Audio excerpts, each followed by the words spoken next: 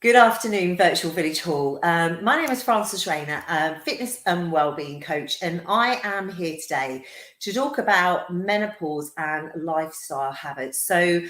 It's World Menopause Day. I hope whatever you're doing, wherever you are, you're having a really good day. And I have been celebrating all day across my social media.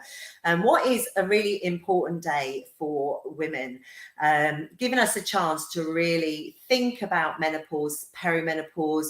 And of course, we had that fantastic talk this morning on Virtual Village Hall from Dr. Hilary Kankashi, I think you pronounce her name, which I listened into as well, which was really, really useful. And really good. So my background, why am I going to talk about menopause and lifestyle habits and choices? Well, my background, just to give you a little bit of idea, I'm a qualified personal trainer. That's what I do now. And I work with midlife women.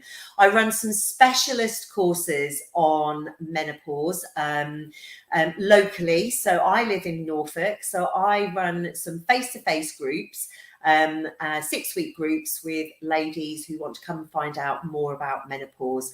And I do not profess, I'm not a GP, I'm not a doctor, so I don't get into the detail really too much around the science of everything. But obviously I know enough to be able to signpost people and where to get the right information from.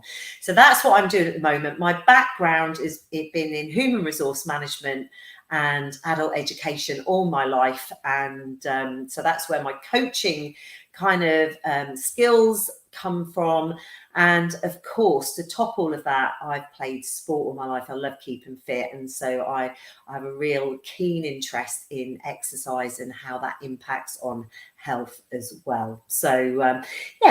And to top it all, I am in the menopause. So I feel like, and that's why when I trained as a personal trainer, and I'm still going through some qualifications at the moment, but when I trained and started my training over 2 years ago, I knew that it was women that I wanted to work with, but women of my age and who were going through similar to me, or have gone through similar to what I was going through, or were on that transition from perimenopause onwards. So I really felt quite passionate that was what I wanted to do. So what I'm going to do today is I want to talk to you about lifestyle factors that can really influence us at this time, perimenopause, going into menopause, but coming beyond that into midlife and helping us to really age the best that we can. Some of you may have seen me on Virtual Village Hall. I have a regular slot on a Thursday where I do a seated exercise class called Sit Fit. And, that's another real passion of mine about how we can keep ourselves moving and active and how we can really age well. And I believe that for women, that comes from all of our life. We want to live well right through from, sort of in our 20s through into our 30s, 40s and beyond. But I do passionately feel that by the time we're hitting that perimenopause transition period, that really what we need to do is start to really think about these lifestyle factors and how they can really support us. And they start with things like, how we feel mentally about things, so our mindset, where is our frame of mind at, because we need to really work on that if we're going to be able to move forward with making healthy changes and choices.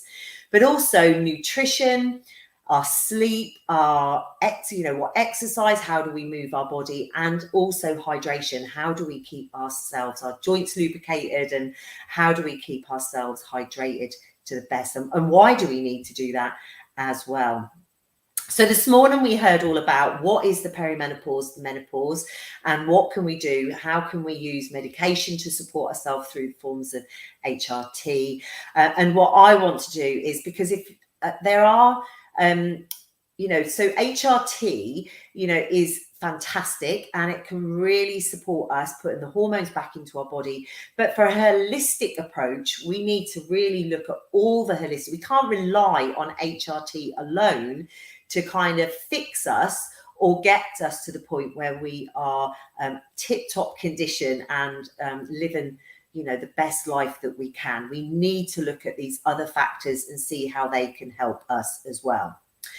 So I often think it helps to backtrack and think about, you know, when we're hitting our midlife point, so whether it's sort of in our 40s as we come into the perimenopause, into the 50s, or whether we've had an early menopause, it doesn't matter. But we're often at a stage during this time when we can really feel out of control of our life. So stress levels can be really high. We're juggling lots and lots of balls. So it can be teenage children, it can be aging parents, it can be our own relationships with our partners, it can be work, it can be the home, you know, so careers, you know, so many things. We can be juggling balls and really feeling like we are out of control. We have little time for ourselves because we're always consumed with what everybody else is doing and what they need from us. And yeah, so we get this real feeling of being out of control. So what we're going to talk about today is those things that we can really take control of, those lifestyle choices that we can take control of, things that can really empower us and we can feel empowered, and you know, so that we can really feel like we're, you know, we're in control of our own destiny. So as I go on, please do ask me any questions in the comments. So type some questions in there. I'll be really happy to answer those. We can answer them as we go if I see anything, or I'll do a Q&A at the end, or, you know, even if you're watching this on replay, please still put some comments in because I can answer those as we go along.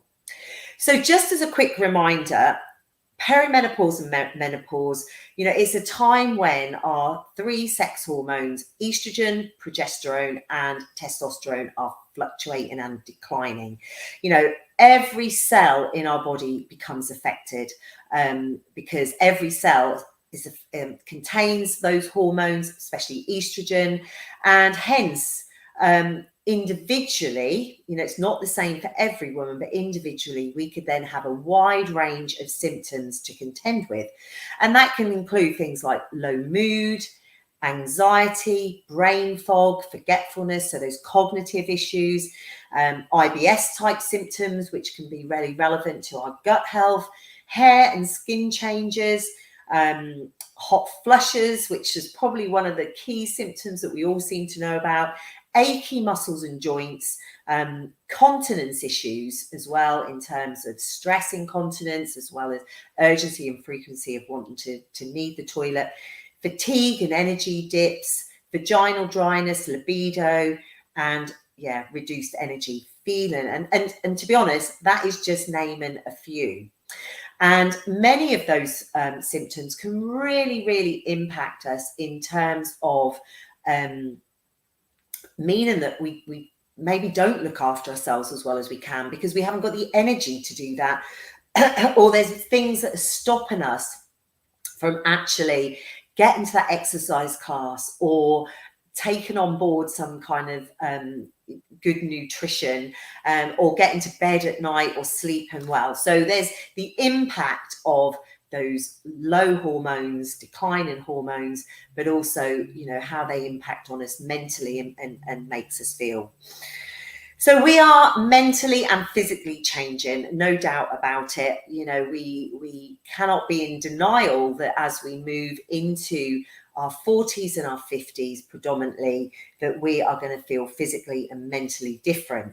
And for most women, it can be a really scary time and a really lonely time. And sometimes I think we underestimate how we're feeling. And often if we feel like there's nobody around us who are going to be able to support us, maybe they don't understand, we don't understand ourselves, we're feeling quite bad, so maybe that's having an impact on our relationship, so we're clamming up and we're not talking, you know. So there's many things that can really impact and make us feel that, you know, this is a really scary and difficult time for us.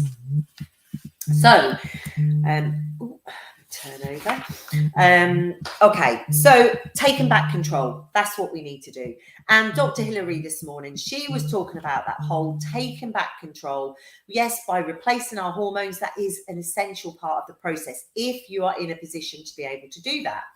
You know, not everybody wants to take HRT. Not everybody can take HRT at the moment, you know, especially if you've had a cancer diagnosis, breast cancer, and you've got an estrogen receptive cancer. So what else can we do to optimize our health and help us to be the best version of ourselves that we can be?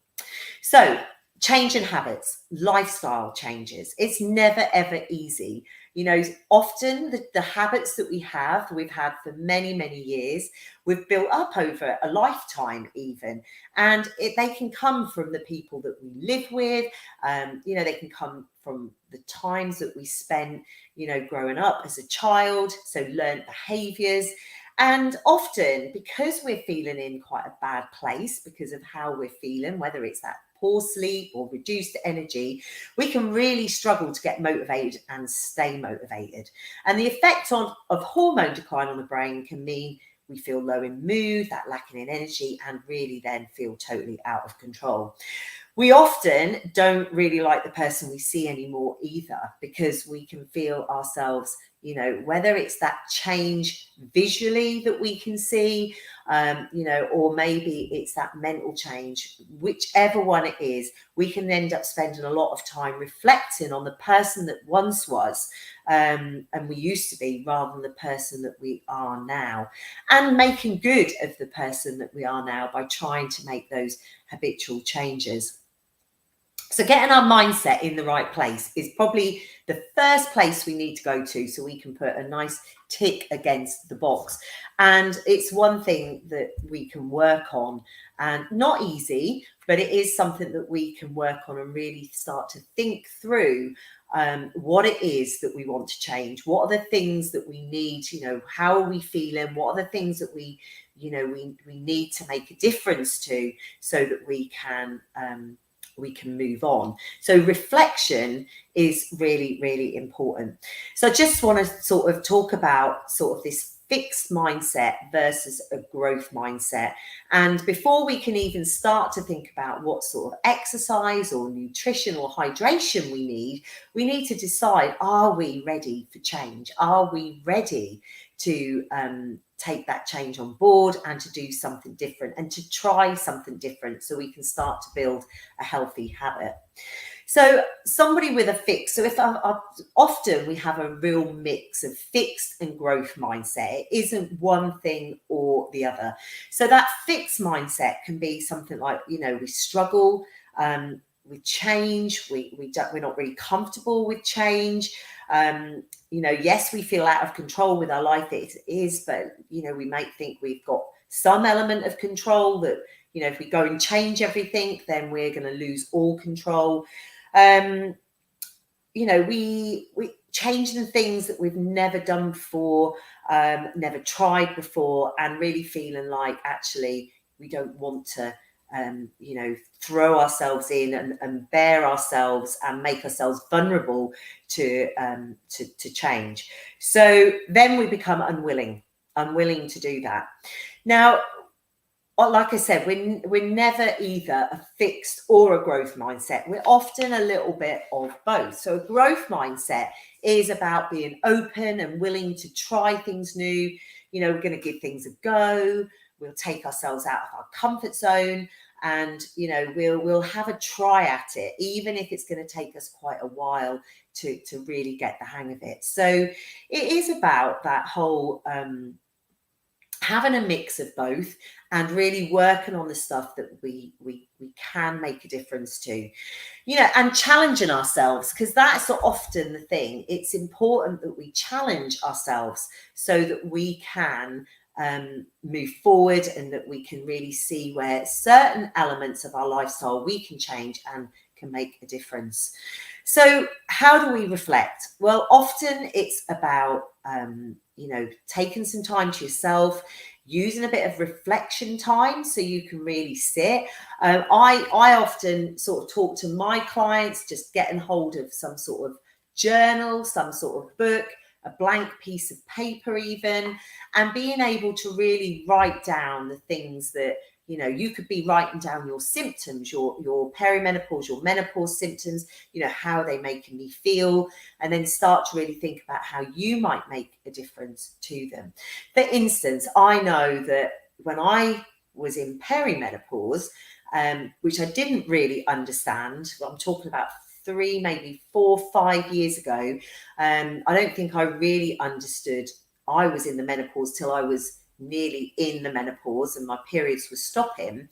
But I think when we're in that perimenopause phase and we start to feel those changes, whether it's changes in our periods, whether it's changes in you know, we're getting those hot flushes.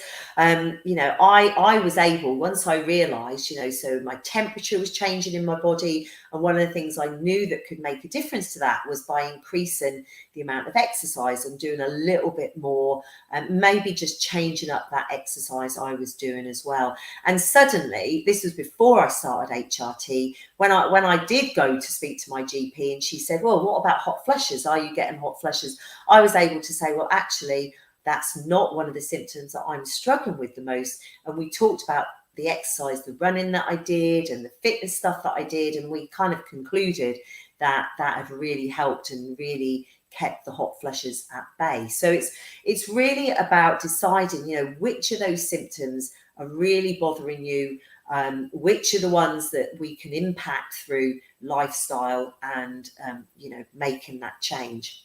So reflecting on your own individual situation is really important. You know, how are you sleeping? You know, what do you eat? Are you eating a nutritious diet? Do you think it's nutritious? And, you know, do you think, well, actually, I need to learn a little bit about what good nutrition might look like. So monitoring that over a period of time so that you can see the bigger picture. So you can start to piece together and be that detective, because that's kind of what I say to my clients a lot. It's all about being the detective yourself, because nobody else is going to do that for you. You can go to your GP and go and very specifically talk about HRT, talk about your menopause symptoms, your perimenopause symptoms, but actually to go there and to talk about, you know, what it is that you're feeling physically and mentally, you've got to be your own detective and to really work out what they are in the first place. Because I suppose even if you went to your doctor, they're going to say, well, tell me how you're feeling. So you really want to know, you know, how you're feeling and what are you actually doing at this point in your life already. And then it's about goal setting. So I think that's one of the important things. And I'm going to talk through some of the lifestyle factors that are really important. And then it's going to be about setting some realistic goals for yourself as to what you can do to really, really support yourself at this time. And often what we do is we set massive goals. So we might set a really big goal, which is something like, I need to do more exercise. Actually, that is a really big, chunky goal. It might not feel like it to you. I want to do more exercise. We can say it really quickly and we can kind of shrug our shoulders and go, well, you know, that's easy. I can fix that. But actually, it's really difficult to fix if you are not already doing some kind of movement with your body already. If you have got achy joints, achy muscles, you've got hot flushes, you're not sleeping very well, so your energy is low. So doing more exercise just becomes really hard, really difficult. And if you feel like you've not exercised for a long time and you're feeling very unfit, you know, your breathing is not great and you know it's going to hurt, then actually to do more exercise, to say, my goal is I want to do more exercise, just becomes really hard. And you may set that goal on a Sunday evening and say, that's what I'm going to do this week. And then you head off to the gym the next day, or you go for a jog or a walk or a bike ride. And then you start to realize actually it is quite difficult. And then that goal becomes a really distant goal because you're thinking, well, I'm going to really struggle to meet up. On top of that, you know, it's not just about menopause in midlife, it's about other health conditions that you might have as well, which can really hamper you need them to, or you want them to do exercise, or you want them to eat well, so, you know, or sleeping well. So there's other factors that are going to come into that mix that you need to really be mindful of. You know, so one of the things I do with my clients is we then break down those big chunky goals into small manageable steps, and you can then take one step at a time, building that habit gradually along the way, so that you're not feeling like you're doing too much in one go and then failing even, or, you know, just not being able to live up to your own expectation. So, you know, that big chunky goal could be something like, I want to do more exercise. The manageable part of the goal to be able to track could be that, you know, I'm going to go for a walk 1 mile a day, 5 days a week. Any 5 days will do, but you're going to do 1 mile, and you're going to plan a little route, and you're going to do that. So it might be that you can walk to work, or it might be that you can, you know, go out on your lunch break, or it might be that you have to do it before work, or you do it when you come home. But that's then a small goal. So something you're going to do on a daily basis that's more specific. You can actually measure it. It can be, you know, a mile. Is that realistic? You might feel to start with that it isn't, that you want to do half a mile or even quarter of a mile. So you need to get that distance. It's a realistic goal. And we can time it. So we can say, well, we're going to do that for the next 4 weeks, and then see how that feels at the end of 4 weeks. So then that becomes a really manageable goal. And that's not just with exercise. You can do that with sleep. You can do that with nutrition. You can do that with your hydration as well. And you can even do it with your mindset, because you could say to yourself that you're going to journal. You're going to write some notes every morning. You're going to make a list. You're going to make a note of how you feel at the end of the day. You know, that you can make some really clear notes that you can then reflect on, and that can help you to make decisions. And again, you can say, well, I'm going to do this for the next 4 weeks. I'm going to do it of an evening, 6 o'clock every night. I'm going to sit down for half an hour on my own. You know, you can make that goal really, or that objective kind of really measurable. So with all these lifestyle choices that we have, we want to be able to work towards a habit. And habits can be one of the most difficult things, or we can feel that they're like a really difficult thing to build. And I'm sure some of you, and if you know, some of you might say that, well, I've been in a good exercise routine before, or gosh, I was eating really well, and then suddenly something comes along, and your habit that you are forming, or you feel is formed, you know, gets diverted. And that can be because, you know, maybe ill health. It might be because someone else is after your time and you haven't got the time to put towards it. It could be a number of reasons why that habit becomes much more difficult. So, you know, but the one thing we need to do is we need to make sure that we keep trying and we don't give up. Habits are not built in a day. Habits are not built in a week or even a month. Habits take can take quite a long time to build. And again, it's a really individual thing. And what we need to be is very realistic. And we need to say to ourselves that if we keep those goals really small, we keep those steps along the road towards our big chunky goal, then we are in a position where we can, you know, really kind of take a step back when we might have one, but then we move on again. Because even if we're 2 weeks and we're doing really well, and then suddenly we have a few days where we're not, that doesn't mean we sabotage the whole lot. It means that we then pick up and we move on once again, and we continue, and we just keep chipping away until that habit is built and formed. As an example, I think one of my habits that I have that it took me a couple of years to really establish properly, is my habit around strength training and the exercise that I do in the morning. And when I say the morning, I do mean first thing in the morning. So I am an early riser, always have been. menopause and sleep probably had a little bit to do with that as well. But I'm always so much a better person in the morning than I am in the evening for getting things done. And I learned, so I turned 50 years old, and that was when I started to really think menopause. I need to get some of my lifestyle choices under control, because I knew that the menopause was, well, it was there. I was heading down that road, transitioning down that road, and I need to get a bit of control. And one of the things I did was I joined a fitness group online, and we meet every single morning at 6:30, Monday to Friday.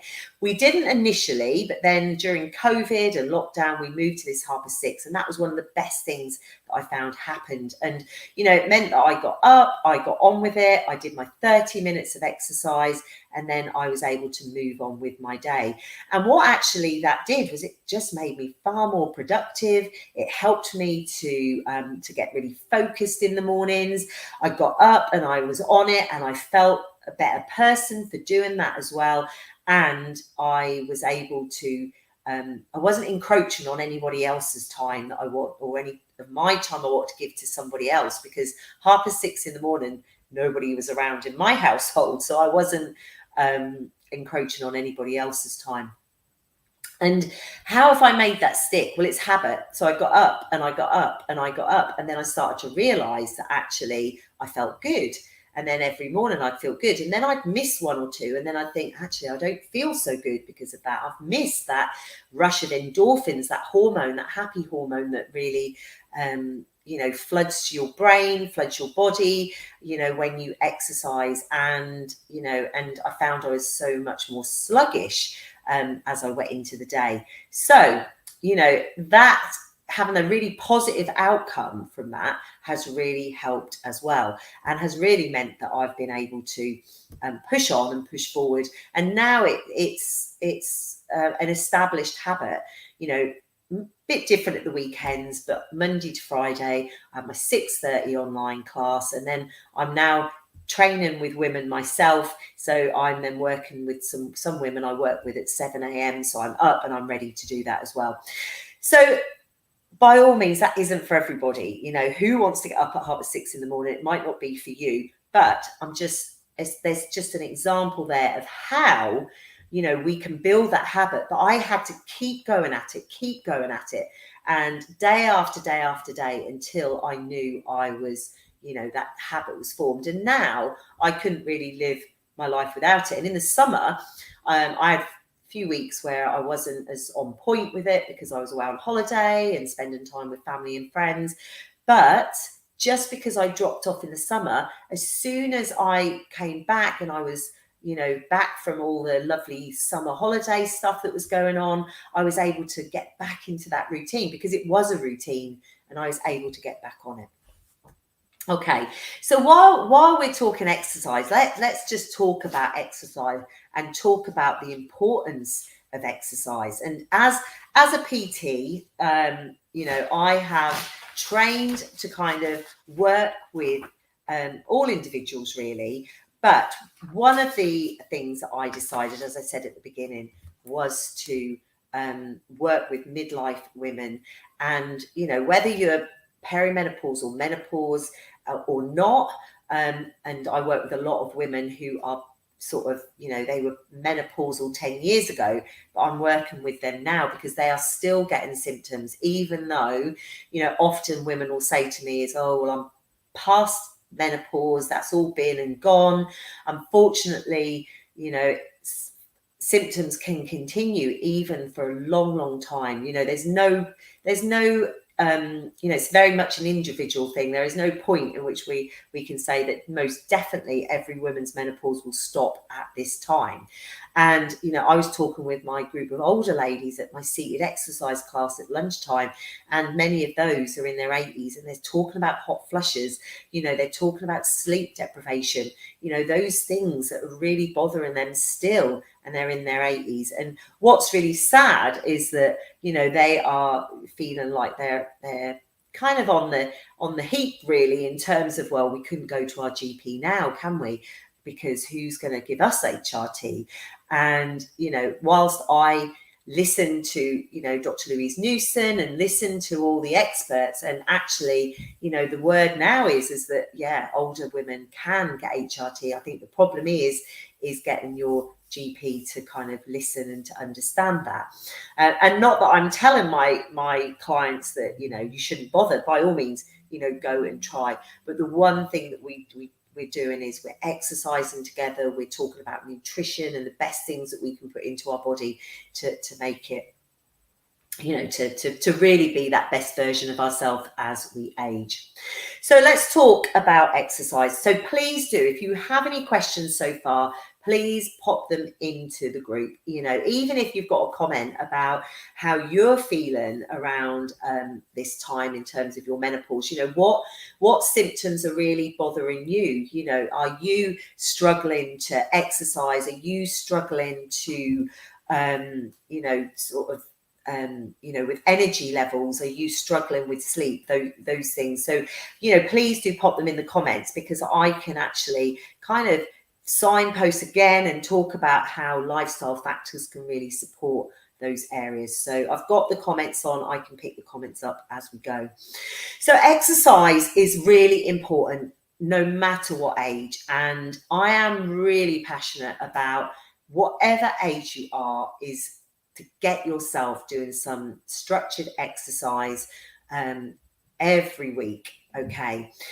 As we age, muscle mass declines. Okay, so we have muscle all over our body, and you know, it covers our bones, it covers our tendons and our ligaments, and the muscle that we have is there for strength. It's there to keep us strong, and so that we can lift things, that we can keep our body upright, and it's there to ensure that we don't fall over, that we have balance and flexibility as well. But as we age, muscle mass declines, and also our bone density declines as well. Hormone fluctuation when we go into perimenopause and menopause is absolutely key. So dipping and fluctuating estrogen, progesterone and testosterone can really have a huge impact on our strength as well as our bone density. And if we don't do anything, you know, if we don't look after ourselves, and if we don't do, you know, the exercise that we need to do, then that will only get worse. So the government gives us guidance on exercise. There is guidance that supports, and if you look on the NHS website, you will see that, and if you was to Google NHS, go on the NHS website and look at exercise, it'll clearly tell you about the guidance is about 150 minutes of moderate exercise, physical activity a week, plus 2 strength training sessions a week as well. So it's not just our government and our health organisations that see that. The World Health Organization also says the same thing. So for a long time, cardiovascular, so aerobic type exercise, that's your moderate physical activity, that's been seen as one of the key things that we need to do. But as some recent research has come out, some recent research that was carried out in the States, a study has shown that strength training, resistance training is absolutely key to supporting muscle mass and bone density as well. And that is why it's really important that we try to get in a couple of strength sessions a week as well. So with our bone health, so lack of estrogen, testosterone, progesterone will reduce the amount of bone density that we have. It varies from person to person, same with muscle mass decline as well.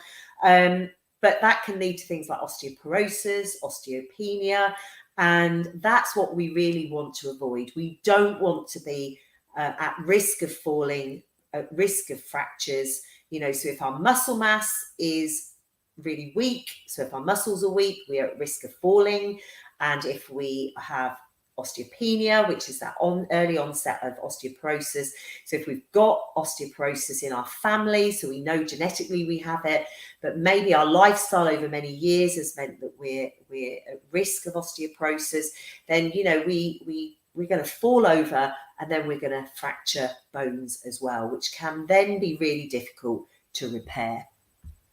So let me just have a look, because it looks like we've got some questions come in. What have we got there?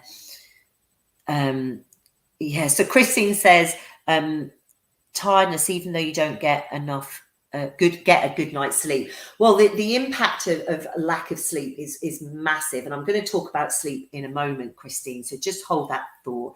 Yes, there's definitely better types of exercise to do, Tracy. I'm going to cover that next. Yeah, weight bearing exercise and strength training, but don't want to go to gym. What is good for me? Brilliant. I will cover that question now. I'm recovering from kidney failure, but would like to do something appropriate. Fantastic, Sandy. So, well, it's not fantastic that you're recovering from kidney failure, but it's exactly the type, you're the type of client that I'm working with at the moment. So let me talk about that. So, okay, so there is something when muscle mass declines as part of the aging process. So we know that hormone decline will bring on that change in muscle mass as well. And we talk about decline of about 1 to 2% a year from as young as about 35 years old.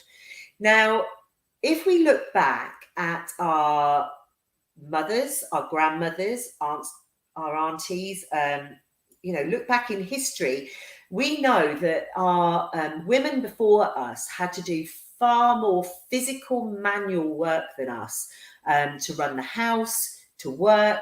Technology has absolutely taken over and has meant, and whilst we all go, well, it's great because it's time saving, we don't need to do as much as what we used to. Unfortunately, what it's done is it's left us with very little work. So we're not scrubbing clothes, we're not wringing a mangle, we're not brushing a carpet with a sweep and broom. We've got all these things that we are no longer needing to do. So we are going to be struggling with muscle mass decline, because when technology has taken quite a lot away from us. Also, life has become much more sedentary. We've got TVs, we've got all sorts of programs we want to watch, so we sit far more than we do anything else. And of course, the other thing is we are aging. The population is aging, we're living for longer. So if we've got health conditions, we're living with health conditions for much, much longer, which means that we maybe are much more sedentary because of that. And some of that can be like Sandy saying, she's got a health condition, what can I do that's appropriate? And Helen is saying, what weight bearing is. And if you can't work your way through all the tons of information out there, then it becomes really tricky. And what we want to avoid as we age is something called sarcopenia. So sarcopenia is muscle mass decline. And when it declines and declines and declines, and we unfortunately are in this world where we're becoming quite frail, we're unable to stay independent, we're struggling to get up and down out of chairs, we're not able to do those day-to-day things like making a cup of tea, that's one end of the scale. But after the age of 60, the aging process can really accelerate. So menopause can bring it on. Just aging from the age of 35 can bring that muscle mass decline on. But actually, as we age, and if we don't do something about it, it can just get more and more difficult. And like I said, just to cover, so it means the loss of independence. It means that we struggle to recover from illness. In an injury, that becomes much slower to do. Our balance and our mobility is reduced, and we become really at risk of falls and fractures, which then we may all know somebody who is aged and ended up in hospital because of that. So testosterone is a key hormone that's linked to muscle mass. Testosterone is a female hormone. We produce testosterone from our ovaries. We also, so as we go into menopause and our ovaries stop working, testosterone production becomes less. And testosterone is also a hormone that reduces as we age as well. So I often have clients that said to me that, actually, I've been menopausal for a few years and I've always still felt quite strong, but I can see a change in my muscle definition. I can see a change in my strength, which could be about that muscle testosterone decline happening, and we're losing that muscle strength. So what is it? So strength and resistance training. So what is that? So that is really, really important to us now. Okay, it's important that we get out and we walk and we do some kind of cardiovascular, whether that's walking, cycling, doing a bit of swimming, getting on your bike, doing a bit of jogging, a bit of running, whatever it is that you enjoy to do. Something that's going to take your heart rate up, that's going to really work that heart muscle and is going to, ensure we have plenty of stamina. But what we need to do as well, so we need to use some weights. We need to use things like resistance bands. We can go to the gym and we can get a program done at the gym and use equipment there. But if you want to work from home and you want to use your home as your base, then getting yourself some small hand weights can be really beneficial. I can just grab for you. So small hand weights can be something like these. These are little 1 kilogram weights. You can see they're not very big, easy to hold in your hand. They are a really good starting point for doing some weight training. And what we want to do is we want to do some resistance work with weights where we're using our upper body and our lower body, but also we want to do some weight bearing exercise, because what we want to do is keep our bones strong, but we want to keep our joints. So wrists, elbows, shoulders, hips, knees, ankles. So by doing some weight bearing exercises, we're able to build up the strength. Even if you've not done it before, you can start gradually and can start to build up some strength. Where might you find those exercises? Well, I've seen in Virtual Village Hall, there is some classes available to you in here that are beneficial. But if you would like to have a look, so I have a YouTube page, Frances Rayner, Fitness and Wellbeing Coach, Frances Rayner Midlife. I think that's my tag you might find me on.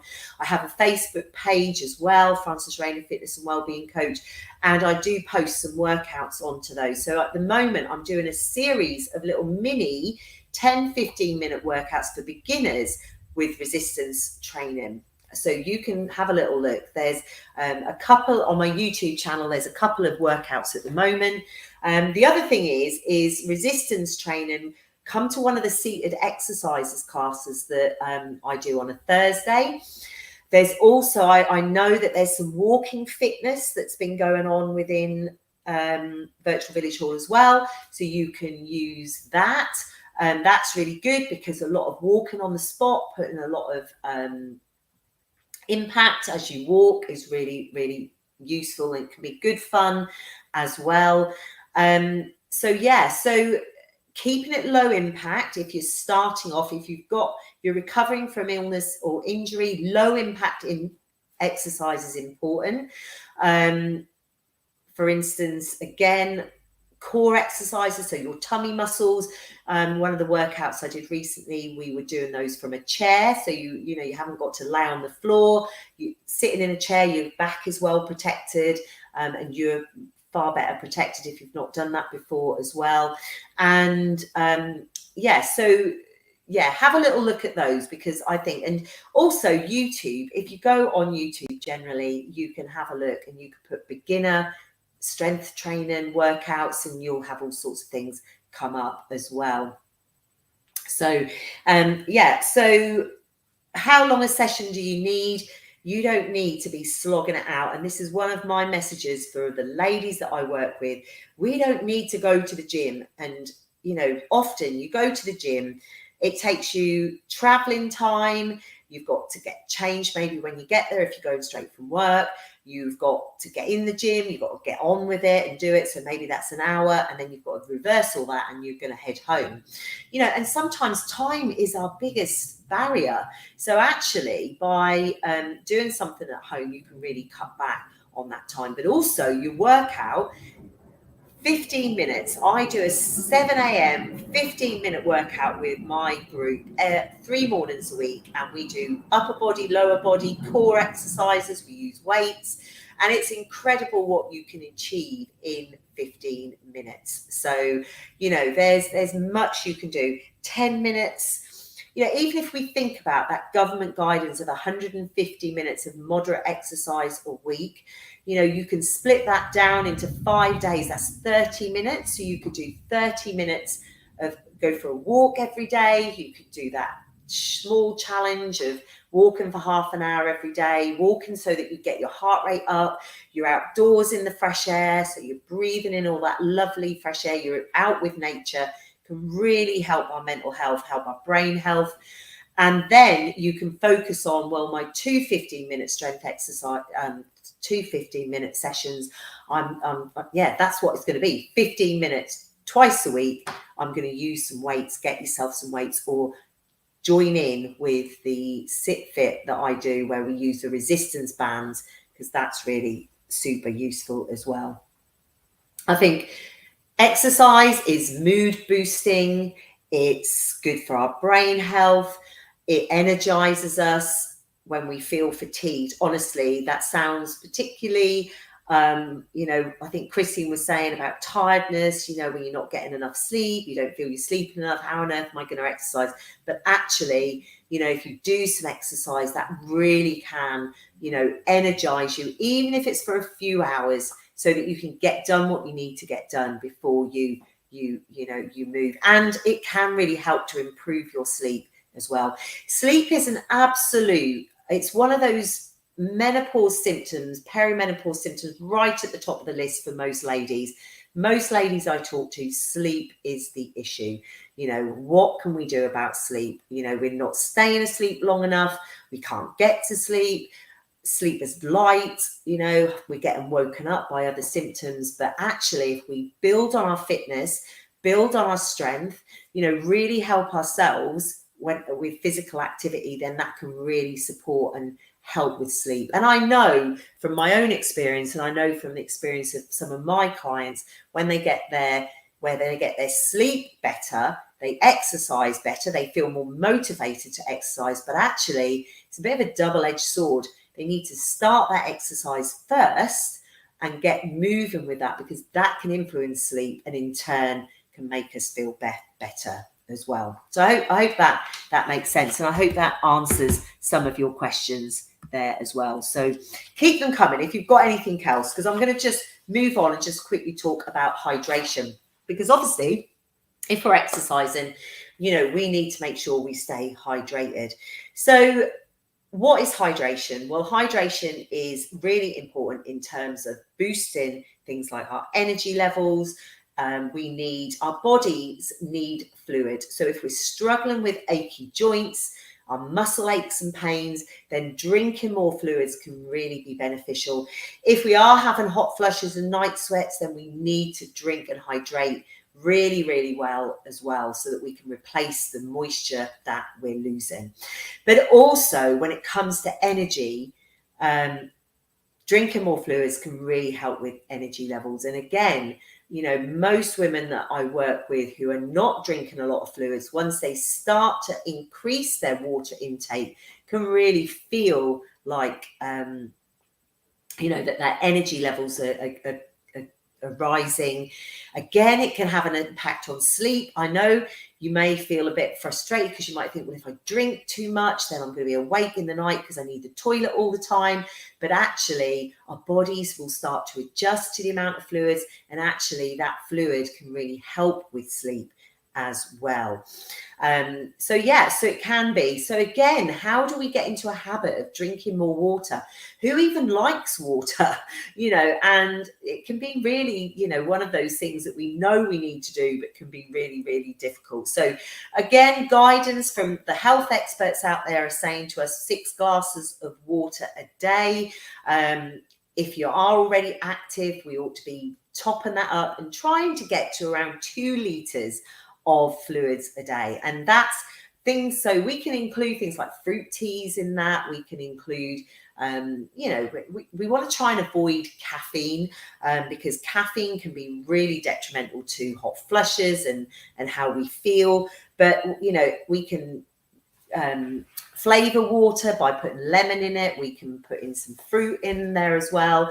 I mean, avoiding squash. I mean, if you are really struggling with water, a little bit of squash, but squash has a lot of artificial sweeteners in, and we want to try and avoid that if we can as well.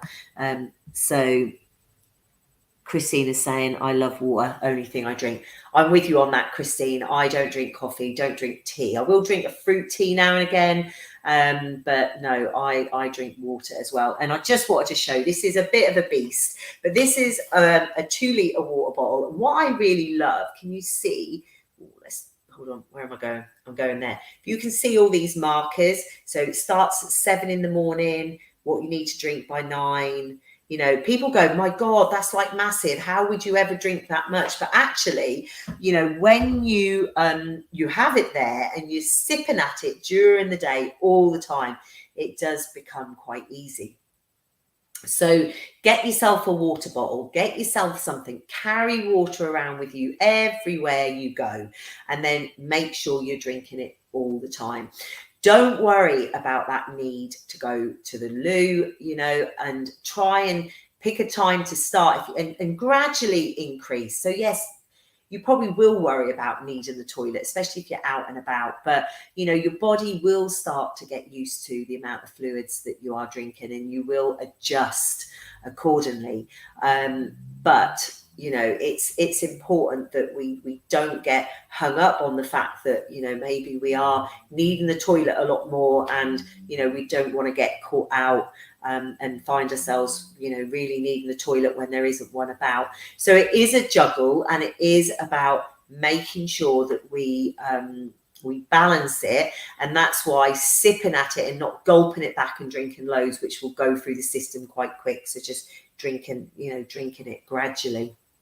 So yes, so hydration is really important. And again, it's that holistic, that will help your exercise, it will help your sleep, it will even help your mindset, because you're lubricating your brain and really helping yourselves to feel much, much better. So I think one of the final things I just want to talk about is nutrition. And I'm not going to go into it. It's massive. Nutrition during menopause is a big topic on its own, and I could sit here all for the rest of the afternoon and evening and talk about it. But again, getting our nutrition right can really help with exercise. It can also help our sleep as well if we're eating well.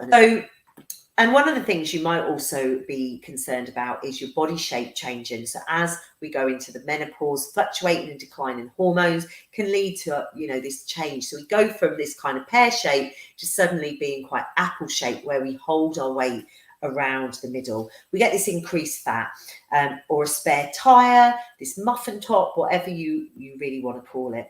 And one of the things that happens is that fat cells, so small quantities of estrogen, are produced in fat cells, and our body is really clever because it really wants to hang on to whatever estrogen it can hang on to.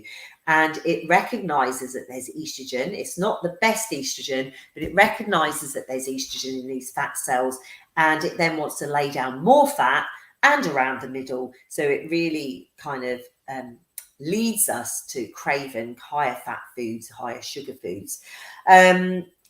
Also, years of restrictive dieting doesn't help. I don't know about you guys, but I see myself as part of a generation that grew up on fad diets. It was one diet after another, constantly trying to lose weight. You lose it, you put it back on again, so you get into this yo-yo dieting spiral. And that whole position on restrictive dieting then leads us to really mess with our metabolic rate. So our metabolism drops, and then it becomes even harder to change, whether it's to stay a healthy weight or to lose a bit of weight as well. Stress that we have, high levels of stress at this time in our life can lead to high levels of cortisol, which is the stress hormone. And that alone can mean that, if we've got masses of this cortisol running around our body, then it means that we are ending up with you know, laying down fat, higher glucose levels, more insulin coming in, and ending up with more fat being produced in the body. And again, laid down around our midsection. All of these things become really difficult in terms of getting our get up and go to exercise. We may start to feel that nothing that we do has an impact on our weight and how we feel. And, you know, again, it's like, oh, we just give up, because actually there's, you know, what can we do? What can we do? Nothing seems to be working. Joint pain, we've already talked about. Muscle aches and pains, you know, when we are, you know, we're not doing as much, we're not as physically active as we once was, which then means that we're not burning that energy that we used to before. So that doesn't help either. Sleep disruption has a big effect on our weight and our hormones that regulate weight as well. There's two hormones called ghrelin and leptin. One is a hunger hormone. One is one suppresses our hunger, and the other tells us when we are full. And, you know, when we have hormone decline and fluctuations, it disrupts those hormones as well. So that means that we our bodies are dysfunctional, I suppose, and are not functioning as they should do. Lower testosterone also means that our muscle mass is declining. Age means that our muscle mass is declining. Muscle is far more metabolically active than any other tissue in our body. So we want to have nice lean muscle, because that will help us to sort of burn that energy a little bit. Not hugely, but it's a factor as well. So one of the things I talk to my clients about, number one, is we need to really ditch fad diets. So at this point in our life, you know, it's time to kind of say, actually, faddy diets, restrictive diets are not going to serve me well. They are not going to give me the energy I need for my daily needs, but they're also not going to give me the energy I need to help me cope with the menopause, the perimenopause, and midlife and beyond. So I need to start to really think about, what is it that I need to fuel my body with as well. So we've all probably heard the term a balanced diet. So a balanced diet is really, really important. And again, we shouldn't cut out nutrients at all. So there are, again, restrictive fatty diets out there that tells us don't eat carbs, don't eat fats, let's eat low fat, let's restrict the amount of fat we have on a diet, let's not eat bread, let's not eat pasta, all of these diets that are kind of leading us down sort of this route to avoid some of these macronutrients that we call them, that are really important for our body. Carbohydrates, energy. We need carbohydrates to give us energy to fuel our bodies. We need protein for energy and repair, and to really ensure that, we are able to really function, our brains to function well as well. And we also need healthy fats.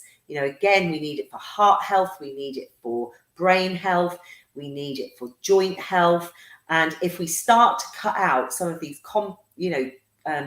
macronutrients and restrict them, then we can find ourselves in decline in many ways. So complex carbohydrates are the important ones, and they're going to be things like whole grains, our green vegetables. We are then proteins such as fish and meat, pulses and eggs, and then the healthy fats, things like olive oil, oily fish such as salmon and mackerel, nuts and seeds as well. So I don't know whether you've heard of the term Mediterranean diet, but every bit of research at this time is directing us away from our highly processed diets that we eat in the Western world to this Mediterranean diet that we can see that's being consumed in the Mediterranean, and that's keeping people well for much, much longer. So a Mediterranean diet is really plant-based, lots of oily fish, healthy oils, avocado, olive oil, making sure that we eat lots of veggies, making sure that we eat, reducing the amount of red meats that we're eating, and really increasing the amount of vegetables and legumes and beans and pulses as well. Really cutting back and ditching the ultra processed food. Most food is processed in some way, shape or form, but ultra processed food is that food in the cupboard or in the supermarket when you look at the back of that packet and you don't really understand what's in the ingredients. You know, most food has been processed in some way. Even if you bought a pack of chicken, pack of mince, they've been in a factory, it's been processed. But ultra processed food, highly processed food, is those foods that's been processed in a factory. It's had chemicals added to it. It's had the structure of the contents changed because of the way the food has been processed and what's been pumped into it as well. So it's that ultra processed, high sugar foods that we need to reduce. Alcohol as well. So even in the Mediterranean diet, alcohol is fine. They talk about red wine being good for heart health, and so that, you know, it's important that we can have some alcohol, but it's really making sure that we drink in moderation and we drink sensible amounts of alcohol as well. And I haven't really touched on alcohol, but I do see women who come and join my classes. We talk a lot about using alcohol, especially in the evenings, to relax and unwind, because they feel stressed, they feel high anxiety levels, their mood feels really flat and low, so they feel like, you know, having some alcohol is going to really pick them up. But actually, drinking excessive alcohol for long periods of time is not going to serve you well, and is not really going to support your perimenopause or menopause symptoms. So it's really important that we drink sensibly as well. And just in terms of supplements, so we should be getting everything we need. So we eat the rainbow in terms of fruit and vegetables. We eat a balanced diet across all the different macronutrients, which will then make sure that we get all the micronutrients, the vitamins and minerals that we need. On top of that, just as a final note, things like vitamin D, it's really important, again, that we recognize that the best vitamin D we get through the sunshine, and hopefully we've all had plenty this summer because it's been fantastic. But when we come into the winter, especially in the UK, we don't have a lot of sunshine, then the government guidance, again, and you can go on the NHS website and have a look, is that we take a vitamin D supplement. We need vitamin D for our bone health. And, so it's really important that you take a little look at that. The same with oily fish. If you are not a great fish eater, most people like meat. Fish is very different taste and texture, and people may not eat enough fish. And if that's the case, then it's really important that an omega-3 supplement is useful as well. Things like calcium supplements, if we're drinking or eating, plenty of green vegetables, we're having dairy in our diet, then we shouldn't really need things like calcium and iron supplements. But it's worth, if your energy levels are low, it's worth having a little look at those things and making sure that you've got a diet rich. And still, if you feel like, even after making changes, if you feel that your diet, is good and your energy levels are not changing, then big thing for me is go to your GP and get a blood test and get some checks done on things like your thyroid, your vitamin D levels, your iron levels as well. Get your blood pressure done, get that checkup done, because even though you may have multiple menopause symptoms, perimenopause symptoms, it's not always all about the menopause. It could be that there's other factors there to play as well. So anyway, you're welcome, Tracy, and I hope you really enjoyed that. I've enjoyed talking to you today. So I just wanted, is there any final questions that you would like to ask me, because we are coming to the end? Just if you want to find me again, I run online menopause groups, perimenopause, menopause, midlife and beyond. If you want to find out, I have a group that's starting on the 5th of November. It's an online in a closed Facebook group. It's a 21-day program. You can head over to my Facebook page and you can find my programs there. Sit Fit, as I said, on Virtual Village Hall. I also do an online Sit Fit group, so you could have a little look at that. That's all on my Facebook page, where you can find that information. Let's just have a look. Irene, you're very welcome. Jenny, is it right you need another vitamin alongside vitamin D? Well, it's important that vitamin K, magnesium, they're the important, some of the important vitamins that you can get and that you need to take. What I can do is direct you over to the NHS website. So just type in Google NHS vitamin D, and that will really tell you in there about what you need in terms of vitamin D and supplements there as well. Okay. All right. So if you're watching this on catch up and you still have some questions, please put them into the group. I'd be really happy to come back in and to answer them as well. If there's anything I've missed, I'll look back through your questions as well. And if there is anything I've missed and I can actually prompt and give you some further information, I'll tag you directly in that as well, so that you can have an individualized response. Okay. All right. So thank you for joining me, and yeah, and I'll hopefully catch up with you somewhere else along the way. Take care, everybody. Bye for now.